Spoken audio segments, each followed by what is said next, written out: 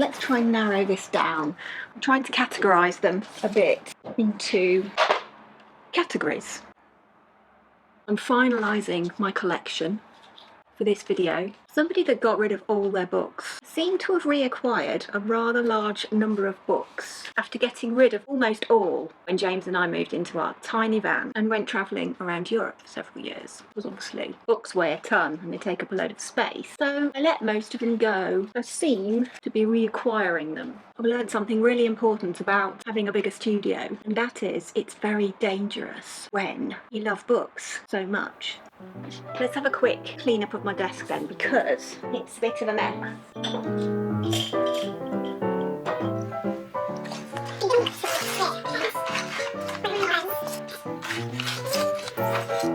Okay, I think that's better. We've got some space where we can do this thing. Preferably, clean glasses are good if you can't see much like me. This is my shortlist, by the way. So I'm going to attempt to keep it to my top 10. Yes, indeed. So I think it's easier to structure this into categories. So we've got categories of inspiration, artists that I love and that I aspire to be in the style of and learn things from, etc. And some early influences as well. And then I've got sort of general creativity kind of books. And then I've got things like formalities of art, like composition and perspective and values and that kind of thing. Some colour stuff, colour books. And I think a few surprises in here as well. But I'm not going to go through all of these. I'm going to, well, maybe I shouldn't promise that. So let's go to my desk. Maybe I've got the camera the wrong way round. Yes. Not good. So I'm by no means saying that my book collection is the be-all and end-all of every art book collection, because it absolutely isn't. But I do love collecting second-hand books, pre-loved books, and there's a really great second-hand bookshop that is quite close to where I live. Also, we were really lucky over the summer months that there was a pop-up bookshop with one of the board members here, and he has got kind of like, oh my goodness, thousands and thousands of books, and so he set up a little pop-up shop downstairs, and I kind of was a regular visitor and managed to find all sorts of things in there. And then some of my books I've had since before the big get rid of all my books and move into a tiny van and travel around Europe thing. There's a whole other video on that if that's where you're interested. But let's get back to the books. I personally really love to have a general overview of whatever it is that I'm interested in. So for the first book, and I have kind of two here, but these are the two that I've managed to get my hands on second hand. So this one is the Dorling Kindersley one, and it's the art book, and they also do, I think, a design and a fashion, which I'd really like, both of those as well, but at the moment I've only managed to find this one, and it was in pretty good condition as well. It's obviously, you can see from the size of my hands, it's quite a big book, quite fat, and it is basically an encyclopedia of art history. It's a really lovely book to flick through for different art movements and art throughout history in chronological order, with lots of big pictures and timelines. I personally really need a timeline because I'm a visual person and I like to see things along in linear form. And I also really like in this one the organisation of the book, so how it's sort of set out and organised. And it goes into different themes and things like that as well. So you can go into like figurative painting from 1945, or pop art, or figurative painting from the early 20th century. So you can kind of compare and contrast that kind of thing. And I really do like that. This book is written, let's see, the foreword is by Andrew Graham Dixon. We've also got John Ruskin quotes in the front. You might remember me mentioning John Ruskin when I did the Kate Greenaway book, which I'm not going to show you again today. I've chosen a couple of other things to show you today. But that was in my video a few weeks ago now, all about me finding inspiration and some influences. So I can link that video up there somewhere if you're interested in that one. If I have a little flick through, you can see towards the end of the book we're getting into modern times, surrealism, figurative, op art, whole thing on portraits there. And lots of big juicy pictures, which I really, really like.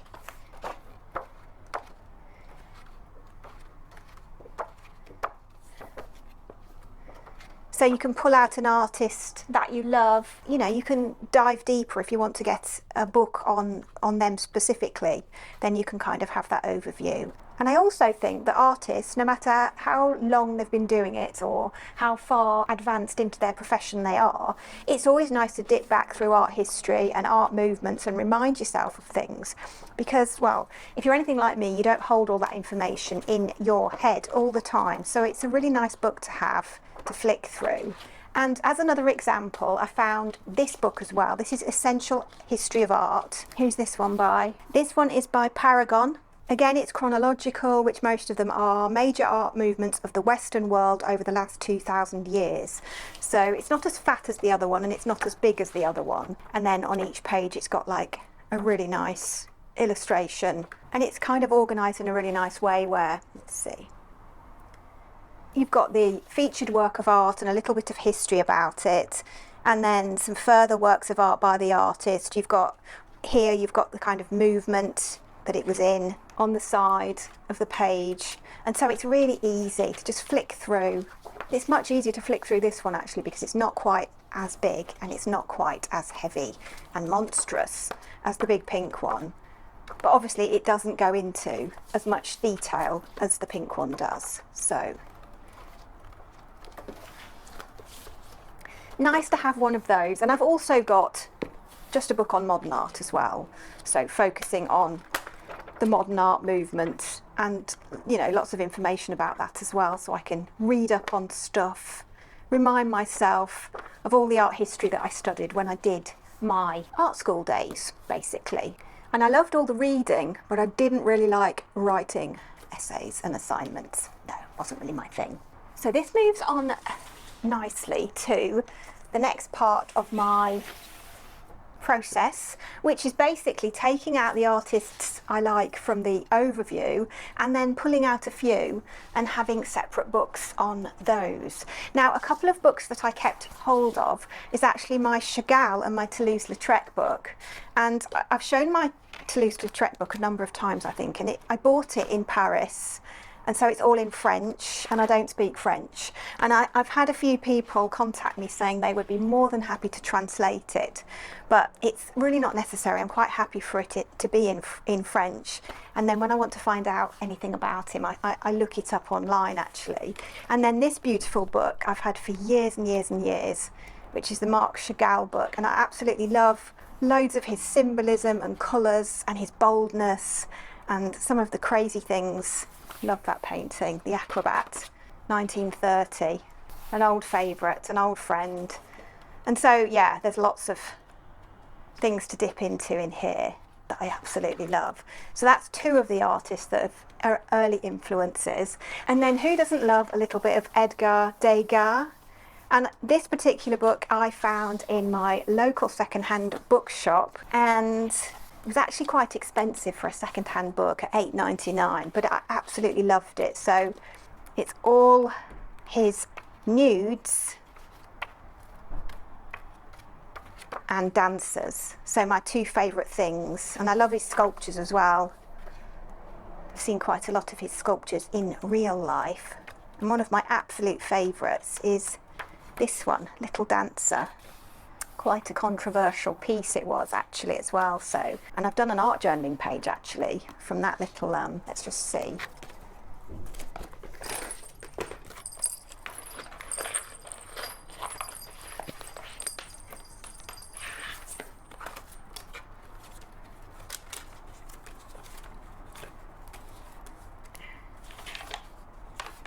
There it is. There it is. There it is, next door to the teacups. You can see, inspired a whole art journal page that did on radical self-acceptance. Anyway, I'm trying not to sidetrack too much in today's video because I don't want it to be too long. But yeah, there we go. So beautiful, gorgeous totally lovely to sit with your morning brew and be completely inspired. Lovely to practice in sketchbooks as well. And I'm planning to do a few videos where I'm going to do some studies of famous artists and, you know, try out pastels and oils and all sorts of things with you here on the YouTube. I just think it would be nice to do some studies of some of the famous works and, you know, even some of these little sketches and drawings. So much movement and life in them. And he obviously was there in the dance studios drawing from life as well, so even better. A really nice subject matter for somebody that likes drawing fairies, as in me. So we'll get to that in a minute. So I've also got a general Art Nouveau book. So I really like the Art Nouveau as a movement. I mean, I do love Klimt and a gold influence, definitely. And I've always loved sort of patterns and textures and that kind of thing. And his beautiful quality that he has to his figures. A little bit distorted as well and very interesting. And I love him. But at the same time, as a whole movement, to zoom out a bit because it's quite a big book. So I probably will. In fact, I do have my eye on a Klimt book that is rather expensive, but I have my eye on it at the moment, so it's in my wish list. But I also absolutely love a lot of the artists that were in the Art Nouveau movement. And of course, a lot of that encompasses design and architecture as well. It's not just about artists and paintings. So it's separated out into different genres of the Art Nouveau movement. And I love all the posters and font lettering and that kind of thing. I did a whole project on this painting here it's actually a lithograph by Paul Bethon. So that's the whole project I did in the lockdowns, and that's all on the Patreon start to finish.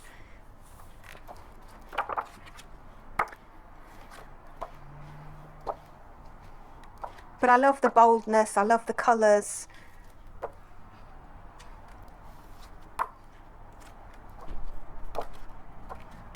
What's not to love in that entire movement? So, yes. And then the last one I've got, which is sort of artists I really love and I just wanted to hone in on, is Sargent, Whistler and Venetian Glass. So this was the one I splashed out on, and I think it was about £35. So I had to have this book. And again, you know, it's not just about artists, there is design work in here as well, and all sorts of information about the glass, mosaics, and all sorts of beautiful things that were going on at the time. So this was printed by Princeton in Oxford, Princeton University Press, in association with the Smithsonian American Art Museum. And this was an exhibition there, I believe, with thousands of pieces. And it's showing how a lot of the American artists at that time had been influenced by the Venetian glass. So it really celebrates the beauty and craftsmanship of all the Venetian works. And what ideas for colour palettes as well. So this is a really juicy, inspiring book for me, as well as a source of inspiration for, you know, making some studies of artists' work as well, which, as I mentioned, we'll be doing. You know, things like this, it just makes me want to get my oil paints out and do some studies. But, yeah, look at that, that's cute, isn't it? Miniature diorama. The George Gallatley collection of 1924 to 29, wood, fabric, glass and other materials. I mean, for mixed media artists, you know, isn't that beautiful? So inspiring. And then we get to the paintings as well. So quick flick through this book. Yeah, need I say more? But that's where I splashed out for sure. I will just mention this little expandable folder. As you can see, it's really, really old and really battered, and it is absolutely jam-packed full of postcards. So loads and loads of postcards that I've collected over the years, and I find it so inspiring to flick through and see what I can find. Memories pop up. It's just a great little thing to dip into whenever I just really need some really fast inspiration. And you can kind of pick things out at random as well, and make studies, make random postcard studies of, yeah, anything that's in my little collection here. So that goes side by side, if you like, as a really important resource of art and artists that I love, And then, yeah, stashed away in there. So let's move on to some formalities then, shall we? I think something on colour mixing, colour relationships, colour science and colour mixing is really important to have in your collection. This one is probably better in its spiral bound form actually, but this is the one I managed to get second hand. And it goes through all sorts of things about colour to start with, and then details on mixing oils, watercolours, and then other different genres like portraits and landscapes paintings. And so very, very useful indeed. Skin tones, intensities, values, colour recipes, and lots of juicy colour inspiration in there. This one's by William F. Powell. So also on formalities, I'm going to talk a little bit about anatomy. So for anybody that likes drawing figures, and even if you like doing, sketches and doodles, which, aren't super realistic, but are very stylized kind of things, anatomy always comes in handy. And of course, the best way to learn anatomy is life drawing. I don't usually have a life model in the room. I've got to be careful in a way of where I open this book, because I don't know if YouTube will restrict because of nudity and that kind of thing, so I'll be a bit careful with the anatomy because there is some nakedness in here, obviously, but it does go through sort of muscles and skeleton and that kind of thing. And also I think it's really useful to actually have examples of, drawings of the figure. But it goes through all sorts of things, and I wouldn't say this is necessarily the best book on anatomy, but again, it's something I got second hand, £2.99, and this particular one is by Search Press. It's called Anatomy for the Artist, and it's quite an old book, this. This one is the 2002 edition, but I think the first edition was 2001, but this does the job for now, and I'm, more than happy to dip into this one. I've had this one quite a long time, actually. And then my personal problem is drawing hands, not so much feet, but feet as well, maybe. So I've also got another book. This one's by Giovanni Civardi, and this is called Drawing Hands and Feet. And so I'm probably safe to go through this one and show you a quick flick through. But this is really, really useful for me as one of many people that find it quite challenging to draw hands. So it simplifies things into what I call the mitten and the sausages, the 3D sausages squared off. And so it's really helpful when you're trying to think about how the hand is actually put together. And it goes into a lot of detail, as you can see. Skeletons and bones and little drawings and simplifying and tools and all sorts of things. So I find that a really helpful resource as well to have in the studio. I also think it's nice to have some sort of general books, and I've got this lovely general book by Paragon, Helen Douglas Cooper, on sketching made easy. And sometimes you want to come in and just do something, and you can just dip into a book like this. Again, I got a bit of a bargain here from a second-hand shop, and it'll just go through some little projects or exercises that you can do in 5 or 10 minutes just to warm yourself up. And yeah, really nice ideas and a general overview of sketching and things that you need to think about in a more sort of formal art way. Materials, and fun to flick through as well. Yeah, this one is 12 exciting projects with steps showing how to achieve the final result, and it's like a beginner's course in drawing. Pencils, pens, chalks and papers, and then drawing techniques and how to use them in your pictures. Beginner's guide to understanding perspective and creating a good composition. So you've got all the formal elements in there as well to really help you get started with drawing. And I love journaling, as you know, and I love doing all these colourful compositions and juicy florals and fairies and all sorts of things, but I love coming back to drawing. It's like coming back home base, if you like. We can fly off on tangents on different directions, but it's nice to just have some stuff where we're just coming back to our basics. So we've talked about a bird's eye view of art and art history, and then we've sort of honed in on artists that we like, grabbed a couple of books on movements or specific artists. I've then moved on to formalities, and so I'm going to pop a couple of things in here which may be a little bit more surprising. They may be a little bit more unusual. You might not be expecting the next two things, but basically the first one is I love old movies, and so film and stage design I really love. And when the pop-up shop was here this summer, I found a couple of gems, and I really enjoy flicking through some of these. And I love figurative work, so I thought it would be really nice to dip in here and use it for sketching, using it for painting. I thought there were some really beautiful, you know, scenes to have a look at and inspire me. Some of the drawings as well for designs, early theatrical designs. And so I just found that, yeah, really, really inspiring. Lovely pages like that with the fashion as well.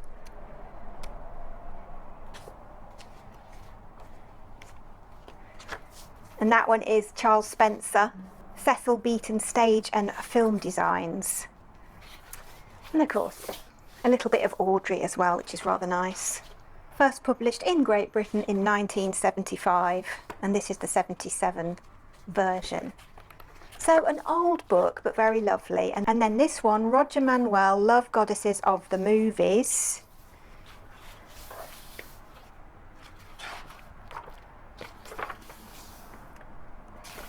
(1975) again, and going through all the screen stars of the different decades.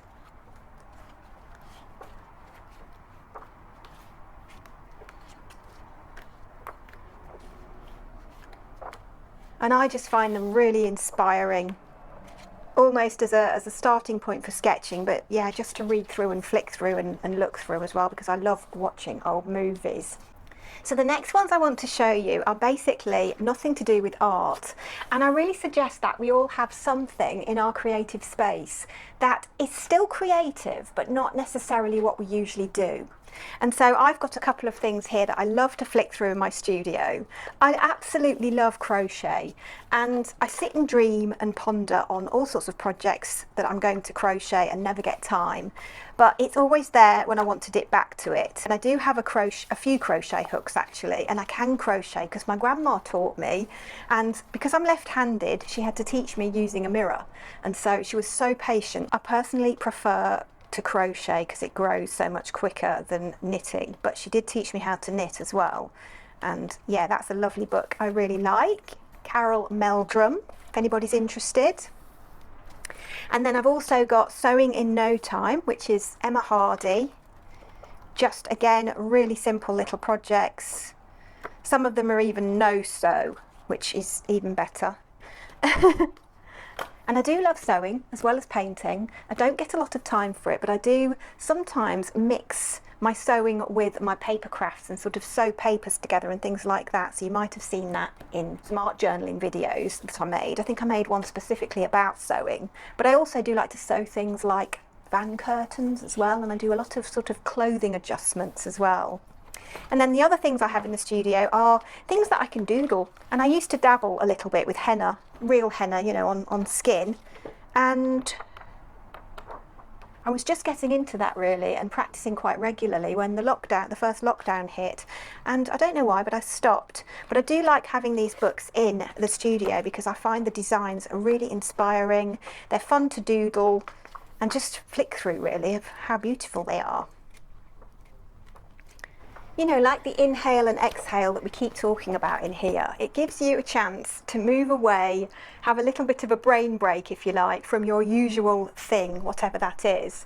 And then you can go back to it a bit fresher and with new inspirations, because it all feeds in together, doesn't it? So we're down to the last two categories that I want to show you. One of them is something that I always get inspired by and fascinates me as well. And the other category is general creativity. And I am going to do a final category on the end as well, which is just basically a couple of books that I've got that I haven't finished reading yet, so I can't 100% recommend to you. It's kind of where I'm at right now, what I'm reading right now, if you like. So these are some of my, say, earlier inspirations, and I've only put a couple of things in here. One of the things is, you know, all about fairies, because I absolutely love fairies and different fairies and fairy tales through artists in different styles from different ages. And this is just a sort of general book about fairies. Anything about fairies I absolutely love, and so that leads quite nicely onto Arthur Rackham And this is such a beautiful book, and I got such a bargain with this book. It was secondhand, so again, it's not perfect, but it's in really good condition, so I was really happy with it.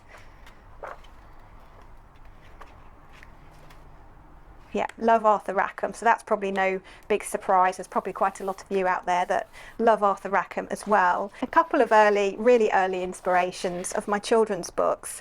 I think I've mentioned before that I really love children's books, and this is a book that my mum got me in, was that 1970 something, 1974. So I was very little when I got this book, and so it's a real well-loved childhood book. And for some reason I was fascinated by the illustrations in this book. I always remember the teddy with the dirty face. And I love the black and white and the illustrations. And I used to pore over this book for hours and hours on end. Little cutesy things. I'm getting a few goosebumps just looking at it now. And then I'm not sure if I've shown you my Holly Hobby from 79. £1.50, look. But I absolutely love the little cutesy. And this is a great influence on me, with my Kate Greenaway and also the Betsy Clark. If any of you have seen the Betsy Clark illustrations. I remember doing a painting of this one, which I think I've still got and I showed in the Patreon. But yeah, little cutesy faces and figures. Look, cute as a button. So just having some, you know, really ancient old inspirations from our history is what I'm saying. And then I used to be a school teacher, so I used to have hundreds and hundreds of children's books, which I don't have anymore. There's a couple that I really miss. One's on Jack and the Beanstalk, I think, so I must reacquire that one. But this is one I actually kept hold of, the only one I kept hold of, in fact. And it's the Lauren Child Princess and the Pea book, and it's all with paper dolls, and so that's inspired me to do the current paper doll project that you may have seen. It's sort of stuck up all behind me at the moment. Oh, and another old one that's actually lost its cover and lost the back few pages, so I don't know the end of the story anymore, which is a bit of a shame. So if anyone's got this book, they can fill me in on the end of the story. But Bunny in Trouble. And I've even got some paint splats on here as well, see? Yes. So children's books and early inspirations. Old friends. So moving on to general creativity, I could have picked a number of books here, one of them being Big Magic by Elizabeth Gilbert, which gets talked about a lot in the artist realms. And I do really like that book, and I have mentioned it before, although I did read it again last summer, and I wasn't so enthralled with it as I remember being when I first read it. So maybe I need to read it again to sort of reacquaint myself with it. But it is a lovely book, don't get me wrong. And Elizabeth Gilbert also wrote Eat, Pray, Love, which is a lovely story, a lovely book. But for general creativity, I'm actually going to recommend these two. So this one is by Sark. So I used to have a Sark book. I think it was called How to Be an Artist, and I let it go when I went travelling in my van, and I really wanted another one, but I wanted to try a different book, so I tried the Make Your Creative Dreams Real. And when was this one published? 2004, so it's quite an old one. And if you haven't seen Sark before, it stands for Susan Ariel Rainbow Kennedy, I believe. But she does some wonderfully inspiring things for creativity and writing specifically. But I find it really nice to flick through this, and this is all about making your dreams come true. So that all fits in with my art journals and things like that. But it's really nice as well to dip into when you're having, you know, maybe a wobbly day and you're not quite sure where to start, and it just puts you in a really creative space, in headspace, if you like. It does me anyway, so I'd recommend that one. And then also this one. This is one of the books I got over the summer from the pop-up shop, and I find it really interesting because as a left-handed person, and it talks about, you know, different sides of the brain and what they do and what they're for, difference between, you know, the left hand and the right hand and the different sides of the brain that correspond. And also like mirror writing and left-handed people as well, because I'm left-handed and I used to do mirror writing at school. And then it also talks about how people really improve their drawings through doing some of the exercises in the book. So I'm going to try a few of these myself. So for example, look, we've got Richard Yu, January 29th, 1985, and then again in May, so a few months later, is what their drawing styles and expertise and improvements. So it is possible. So if you're saying to yourself, oh, I can't draw, then perhaps a copy of this book might make you think a little bit differently and help you along your journey. But yes, it goes through things like, you know, mirror writing, and the most famous mirror writer in history is an Italian artist, inventor and left-hander called Leonardo da Vinci. Another is Lewis Carroll, left-handed author of Alice in Wonderland. And it says here the L mode is right-handed, so the left hemisphere mode of the brain. Upright, sensible, direct, true, hard-edged, unfanciful and forceful. Where the right mode, which is the left hand, curvy, flexible, more playful, unexpected twists and turns, complex, diagonal and fanciful. And I think what the book's saying is, you know, how to integrate using both those in your drawing and how it helps improve, basically. So, and that's Betty Edwards, Drawing on the Right Side of the Brain, a course in enhancing creativity and artistic confidence. Those are my creativity books that I would recommend. So I hope you've enjoyed having a little peek through my book collection that I'm reacquiring now I'm not living in a van anymore. And I just thought I would end the video with 3 books I'm currently reading and I'm really intrigued by and really enjoying. So the first one is The War of Art by Stephen Pressfield, and it's basically talking about creative resistance and basically talking about how to break your blocks. So far I'm really enjoying it, and there's a lot of golden nuggets in there, so if you haven't read that one or heard of it, I recommend that one. The next one that I'm dipping into is the Journal of Frida Kahlo, and I'm a bit split about this one in actual fact, because it says at the beginning that it was under lock and key for 40 years and then released to the public. I know a lot of people love Frida Kahlo, and indeed I do as well, so I don't have anything against Frida in this whole situation, in fact quite the opposite. But I don't like the foreword that's been written by Carlos Fuentes. And also, because the journal is so intimate and so private, I kind of feel like it's an infringement of Frida that it's actually been printed and released.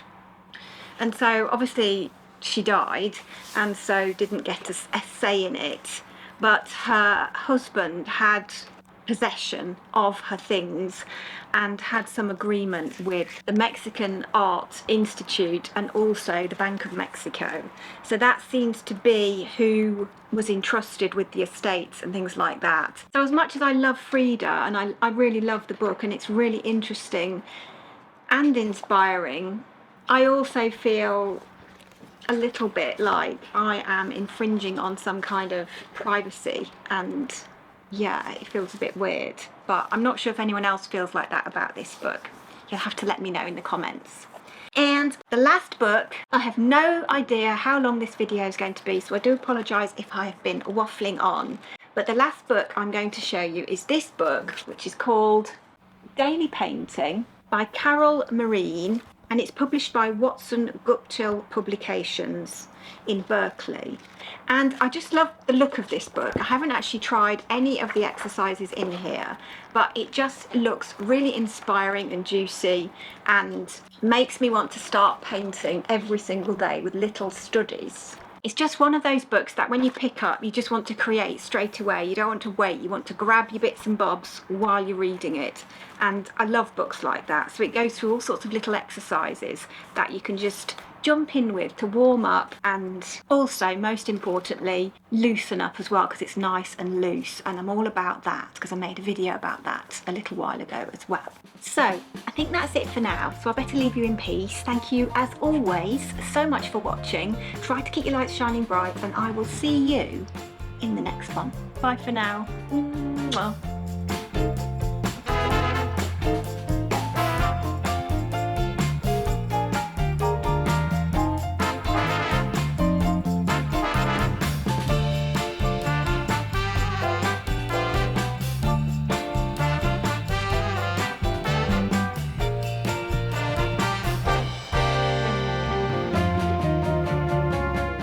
trouble choosing which ones to show you.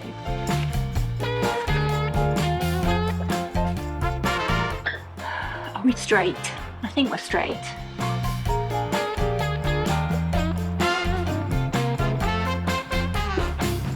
Cold tea is not good. Not good at all. Let's try and narrow this down. I like to split.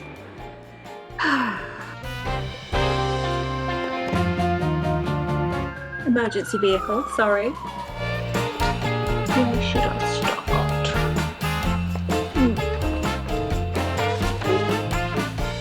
If I put things there, you can't see them.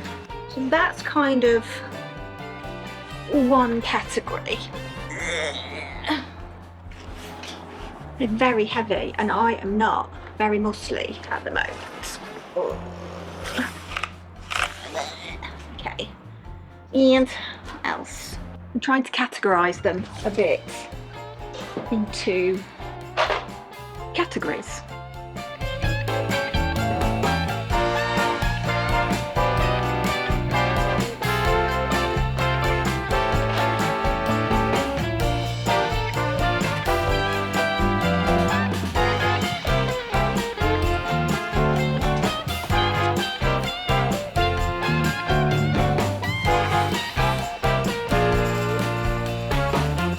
Another emergency vehicle.